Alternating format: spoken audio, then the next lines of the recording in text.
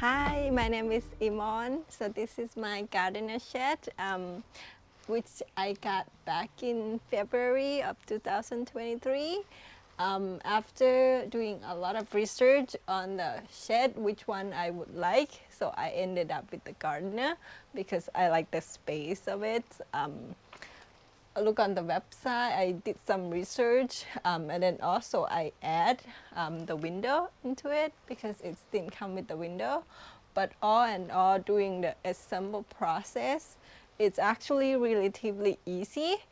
Only the part that the foundation that we need some help with some expert to help us, but the rest it's basically easy for the people, for the beginner to like try to assemble the shed. And then we did our roof ourselves, and yeah, and then a lot of decorative stuff.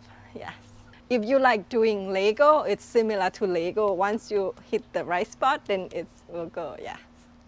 The foundation, I can't really say that it's hard or easy because we got someone help to do the concrete foundation. I choose SolidBuild after I look into it like many months because I like that the fact that it's solid wood, actual wood, not the engineer wood, and it's like have like when I sit in there, actually get the feeling of sitting in the cabin. It's like it's very cozy feeling. Yeah.